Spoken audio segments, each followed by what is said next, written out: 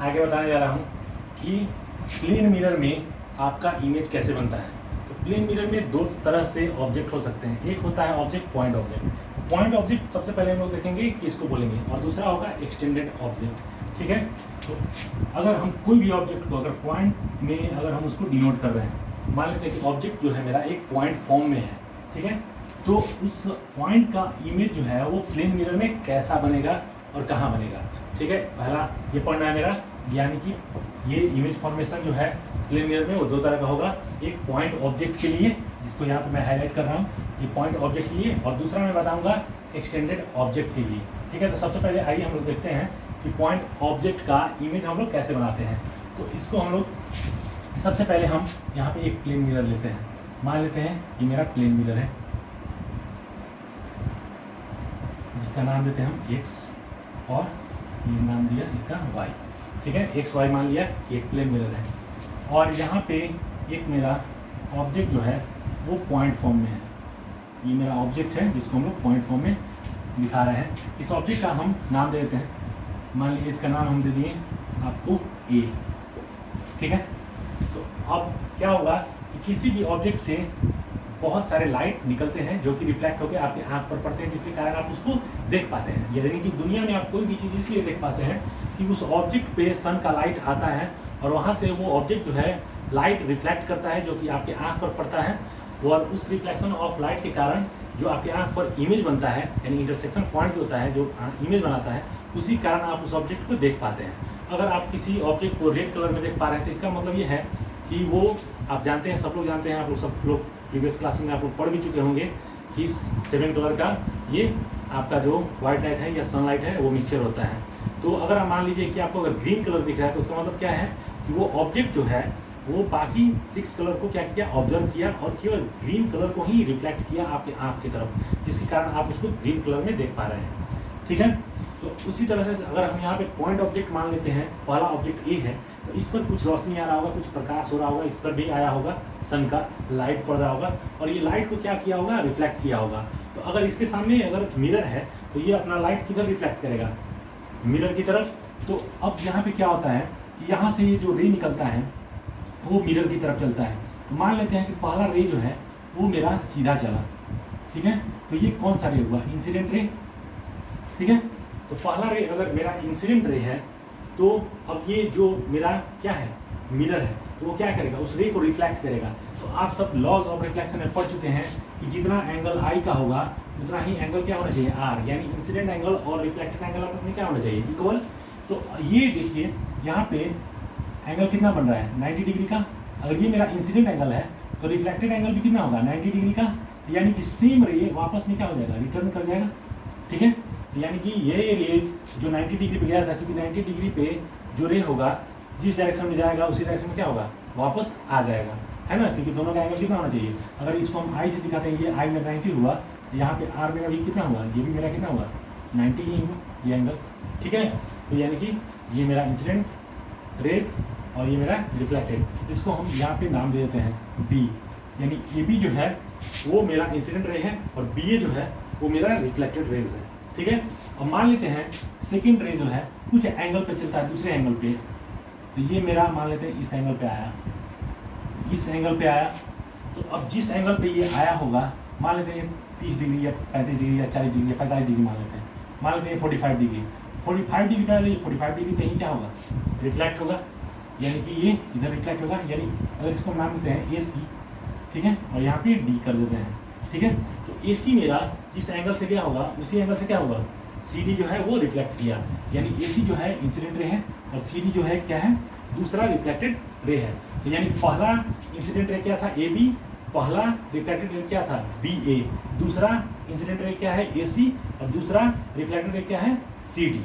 ठीक है, अब यहाँ पे एंगल कैसे, क्योंकि दोनों पर अगर हम यहाँ पे नॉर्मल खींचते हैं तो ये एंगल जितना होगा उतना ही एंगल ये होगा। और ये मान लेते हैं मेरा 30 डिग्री है, तो ये भी कितना होगा, 30 डिग्री होगा। अगर 45 मान लेते तो 45 दोनों होता है ना। तो ये मेरा एंगल क्या था, आई, और ये मेरा एंगल क्या था, आर, और इसको हम लोग क्या बोलते हैं, नॉर्मल, है ना।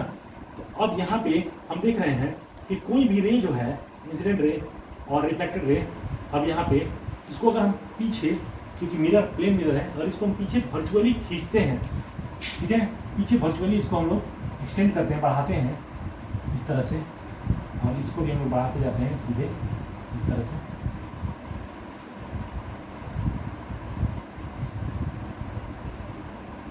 सॉरी मेरे पास स्केल नहीं है। इस तरह से तो हम देखते हैं कि दोनों रे जो है आकर इस पॉइंट पर यहाँ पे मीट करता है। तो अभी हमने आपको इमेज का डेफिनेशन बताया था कि जहाँ पर रिफ्लेक्टेड रेज मीट करेंगे वो इंटरसेक्शन पॉइंट मेरा क्या होता है, इमेज होता है।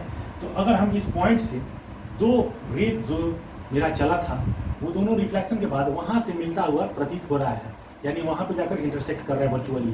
तो ये मेरा इमेज कैसा हुआ, वर्चुअल, क्योंकि वो वर्चुअल लाइन से बन रहा है, उसको हम पीछे की ओर एक्सटेंड कर रहे हैं, ठीक है, न कि वो एक्चुअल में मिल रहा है। एक्चुअल मेरा कहीं भी मिल नहीं रहा है, ये यहाँ पे चला गया रिफ्लेक्टेड रेज और दूसरा रिफ्लेक्टेड रेज यहाँ चला गया। ये दोनों रियल रिफ्लेक्टेड रेज हैं जो कि आपस में मिल नहीं रहे हैं। तो इसको अगर हम वर्चुअली पीछे की ओर खींच कर देखते हैं तो देखते हैं कि दोनों वर्चुअल में हो जाकर कहाँ मिल रहे हैं, इस पॉइंट पर। तो ये मेरा ऑब्जेक्ट जो पॉइंट फॉर्म में था ए, इसका इमेज कहाँ बना, ये डैश पे, ठीक है। तो ये मेरा प्लेन मिरर में पॉइंट ऑब्जेक्ट का इमेज कैसे बनता है मैंने आपको बताया। तो यहाँ पे मैंने सबसे पहले क्या किया, एक पॉइंट ऑब्जेक्ट ए लिया, एक प्लेन मिरर XY लिया। पहला जो मेरा इंसिडेंट रे है AB, वो मिरर पर इंसिडेंट होता है और BA डायरेक्शन में फिर क्या होता है, 90 डिग्री पे ही रिफ्लेक्ट कर जाता है। दूसरा मेरा इंसिडेंट रे AC मिरर पे इंसिडेंट होता है और CD डायरेक्शन में रिफ्लेक्ट हो जाता है। तो देखते हैं कि दोनों रिफ्लेक्शन रेज जो है रियल वाले वो आपस में मीट नहीं करते हैं, तो हम उसको क्या करते हैं, वर्चुअली पीछे की तरफ एक्सटेंड करते हैं। वर्चुअली जब पीछे की तरफ एक्सटेंड करते हैं तो दोनों रेज जो है वो पॉइंट A डैश पर यहाँ पर मिलते हैं वर्चुअली। तो ये मेरा क्या हुआ, वर्चुअल इमेज इस ऑब्जेक्ट A का कहाँ बना, मिरर के पीछे A डैश। तो अब यहाँ पे मिरर का कैरेक्टरिस्टिक्स क्या होगा, अब हम देखते हैं कि सबसे पहले तो प्लेन मिरर में क्या हम पा रहे हैं, क्या हम देख रहे हैं कि जो रियल रिफ्लेक्टेड रेज हैं वो आपस में नहीं मिल रहे हैं। यानी कि जाहिर सी बात है इस मिरर में हमेशा जो इमेज होगा वो मेरा कैसा होगा, वर्चुअल इमेज। तो जो कैरेक्टरिस्टिक्स हम इसके बारे में अभी हम यहाँ पे देख रहे हैं वो मेरा क्या मिल रहा है, कैरेक्टरिस्टिक्स में मिल रहा है पहला कि इमेज जो होगा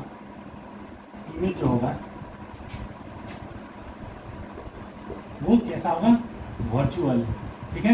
यानी वर्चुअल इमेज आपको फॉर्म होंगे, हमेशा प्लेन मिरर में वर्चुअल इमेज बनता है। दूसरा होगा, अब यहाँ पे आप देखिए कि ये डिस्टेंस और ये डिस्टेंस आपस में क्या है, इक्वल। यानी कि इस डिस्टेंस को हम लोग क्या बोलेंगे, ऑब्जेक्ट। यहाँ पे मेरा ऑब्जेक्ट है ना, ये ऑब्जेक्ट है ए और यहाँ पे ये मेरा क्या है, इमेज है, ठीक है। तो मिरर से जो भी ऑब्जेक्ट का डिस्टेंस होता है उसको हम लोग ऑब्जेक्ट डिस्टेंस बोलते हैं। मिरर से जो भी इमेज का डिस्टेंस होता है उसको हम लोग इमेज डिस्टेंस बोलते हैं, ठीक है। तो ऑब्जेक्ट डिस्टेंस और इमेज डिस्टेंस आप लोग जब इसको स्केल से बनाइएगा तो देखिएगा यहाँ पे भी लगभग दिख ही रहा है कि दोनों डिस्टेंस आपस में क्या है, इक्वल। यानी ये जितना है उतना ही लेंथ ये है, ठीक है। यानी कि इमेज डिस्टेंस और ऑब्जेक्ट डिस्टेंस आपस में क्या होंगे, इक्वल होंगे। यानी ऑब्जेक्ट डिस्टेंस जो होगा, डिस्टेंस इक्वल होगा इमेज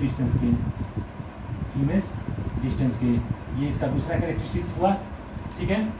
अब यहाँ पे देखिएगा कि जो भी मेरा जितना मेरा इसका साइज था उतना ही साइज इसका होगा, क्योंकि ये जितना रे निकालेगा उतना ही रे का वहाँ पे इमेज फॉर्म होगा, ठीक है। अगर मेरा चेहरा जिस तरह का है उसी तरह का मेरा चेहरा वहाँ पे बनेगा, ठीक है। तो यानी कि जो तीसरा इसका प्रॉपर्टी है या कैरेक्टरिस्टिक्स है वो ये है कि इमेज साइज और ऑब्जेक्ट साइज आपस में क्या होंगे, बराबर। यानी ऑब्जेक्ट जितना बड़ा होगा उतना ही बड़ा उसका इमेज भी बनेगा। यानी ऑब्जेक्ट साइज और इमेज साइज हमेशा आपस में क्या होंगे, इक्वल होंगे। चौथा है इसमें और एक प्रॉपर्टी पाया जाता है जिसको हम बोलते हैं लैटरल इन्वर्सन, ठीक है। लैटरल इन्वर्सन का प्रॉपर्टी इसमें पाया जाता है। लैटरल इन्वर्सन क्या है, यानी कि लेफ्ट राइट इन्वर्सन, ठीक है। लेफ्ट राइट इन्वर्सन मतलब क्या, कि अगर आप मिरर के सामने खड़े होते हैं तो आपका लेफ्ट जो हैंड है वो राइट साइड में दिखता है और राइट जो है वो लेफ्ट साइड में दिखता है। उसी को हम लोग क्या बोलते हैं, लैटरल इन्वर्सन, ठीक है। यानी कि लेफ्ट वाला जो है वो राइट तरफ दिखे और राइट वाला जो है वो लेफ्ट की तरफ दिखे, तो वो जो है मेरा लैटरल इन्वर्सन कहलाता है, ठीक है। तो यहाँ तक था image formation of the point object in a plane mirror. अभी हम यहाँ पे बताएं आपको पॉइंट ऑब्जेक्ट के बारे में। अब मैं जा रहा हूँ आपको बताने, ठीक है, एक्सटेंडेड ऑब्जेक्ट के बारे में।